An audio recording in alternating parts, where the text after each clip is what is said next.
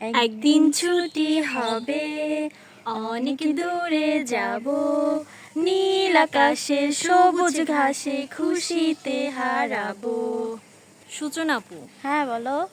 পেটে ক্ষুধা থাকলে কি আর এইসব কিছু উপভোগ করা যায়? বিরিয়ানি হাউসে যাই, একটা চিকেন বিরিয়ানি অর্ডার দেই আর দুইজন মজা করে খাই। প্রভা, তুমি শুধু খালি রেস্টুরেন্টে যাওয়ার বায়না করো। তুমি জানো না, আমি যদি ঘরে বসে আমরা বিরিয়ানি তৈরি করে আমাদের মতো করে বানায় খাই, যেভাবে করব সেটা একদম রেস্টুরেন্টের চেয়েও ফাটাফাটি হবে। সত্যি? তাহলে চলো, আর দেরি না করে এখন আমাকে তাড়াতাড়ি শিখাও। তুমি শিখবা? হ্যাঁ, অবশ্যই শিখবো। প্রভা, এই পেঁয়াজগুলোকে প্রথমে আমাকে ছিলে দিবে। ও আচ্ছা, এই ব্যাপার। এ তো খুবই সহজ কাজ। দেখো, আমি ম্যাজিকের মতো সবগুলো পেঁয়াজ কেটে রেখে দিচ্ছি। সুন্দর, এখন ধুয়ে নাও। আচ্ছা, ধুলাম। এখন পিস পিস করব? হ্যাঁ, এখন আমি ওই যে বিরিয়ানি রান্নার জন্য ভেজে নিব কিছু বেরেস্তা, এই জন্য এগুলোকে এভাবে কেটে নিচ্ছি। ও ও আচ্ছা। আচ্ছা, এখন বিরিয়ানির যে মশলা ছিল না, হুম। সেই মশলাটাকে একটু পানি দিয়ে গুলিয়ে নিই। ও, এই ব্যাপার। কিন্তু এটার কারণ কি? এভাবে গুলায় রাখলে মিক্স হতে অনেকটা সুবিধা হবে। অনেকে অনেক রকমভাবে দিয়ে থাকে, অনেকে হচ্ছে মাংস আগে ম্যারিনেট করে রেখে দেয়, এভাবে গুলায় রাখছি রান্নার সুবিধার জন্য। এখন এই যে দেখো প্রভা, তেল দিয়ে দিচ্ছি। ও আচ্ছা, কতটুকু তেল দিলা? তেলটা এমনভাবে দিব যতটুকু আমি পেঁয়াজ বেরেস্তা করতে লাগবে আমার প্রয়োজন অনুযায়ী, এবং এইভাবে করে আমরা ভেজে নেব। তেলটা গরম হওয়ার পরে কিন্তু আমাদেরকে পেঁয়াজটা দিতে হবে। এখন কিছু পেঁয়াজ আমি আলাদা করে রেখে দিচ্ছি, আর কিছু পেঁয়াজ তোমার হচ্ছে রান্নার জন্য রাখছি। পেঁয়াজ যেটা আলাদা করে রাখছি তাতে কিন্তু কিছু আমি চিনি মিশিয়ে রাখছি প্রভা। ও আচ্ছা, চিনি মিশাতে হবে? লবণ মিশালে হবে না? না।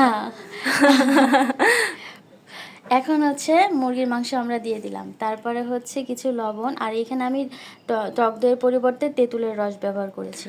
তেঁতুলের রসই মানে ব্যবহার করা যায়? হ্যাঁ হ্যাঁ, আমরা অনেক সময় সব সময় আমরা টক দই ব্যবহার করে থাকি, কিন্তু তেঁতুলের রসও ব্যবহার করা যায়। এখন ওই যে মিক্সার করে রেখেছিলাম না, সেটা মানে দিয়ে দিলাম। মশলাটাও ঢেলে দিলা। আর এটা কি দিচ্ছ? এটা হচ্ছে 1 কাপ গরুর দুধ দিয়ে দিচ্ছি, জাল করে রাখা আগে থেকে।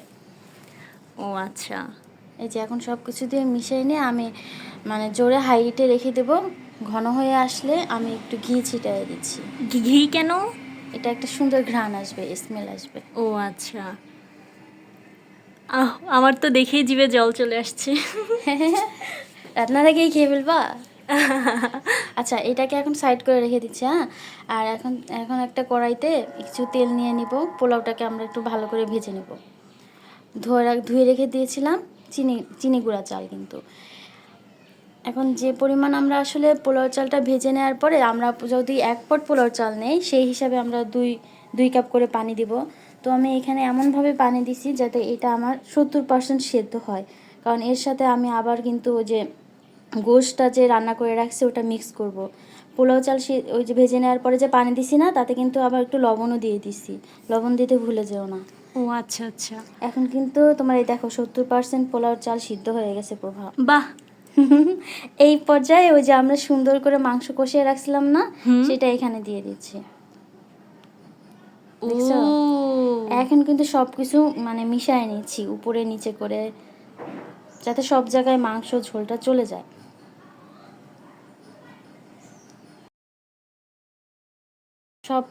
সবগুলো কিন্তু মিশিয়ে নিয়েছি। হ্যাঁ, এখন ওই যে আমরা চিনি দিয়ে যে পেঁয়াজ বেরেস্তা মাখিয়ে রেখেছিলাম না, এটা উপর দিয়ে দিচ্ছি। দেখতে তো অনেক সুন্দর লাগতেছে। এখন কিন্তু দিয়ে দিচ্ছি কি আলু বোখারা। ও, কিন্তু এগুলো দেওয়ার কারণ কি? স্বাদ বাড়াবে। আর যে কিছু কিশমিশও দিয়ে দিচ্ছি, দাঁতের নিচে যখন একটু মিষ্টি মিষ্টি পড়বে ভালোই লাগবে। আর এখন কিন্তু একটু চিনি পানি দিয়ে দিচ্ছি। ও, চিনি পানিও অ্যাড করতে হবে? হ্যাঁ, সুগার সিরাপ বলা যাবে। ও আচ্ছা আচ্ছা। যাই হোক, সব কিছু দিয়ে এখন একটা দমে রাখতে হবে। হ্যাঁ, আর এই উপরে কিন্তু একটু গোলাপ জলও দিয়ে দিচ্ছি, এতে ঘ্রাণ বাড়বে। ও, ঘি দিচ্ছি কিন্তু। ও আচ্ছা আচ্ছা। দেখে দিলাম। এখন আমাদের কিন্তু বিরিয়ানি রান্না হয়ে গেছে প্রভা।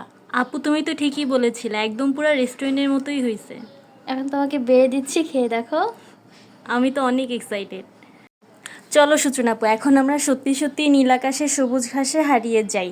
চলো চলো। হ্যাঁ চলো চলো, কারণ তো একদিন ছুটি হয়েই গেল, আর আমাদের পেটও বিরিয়ানি ভরে খাওয়া হয়ে গেল। গেল। তারপর এখন এনজয়। হ্যাঁ, আল্লাহ আল্লাহ হাফেজ। হাফেজ।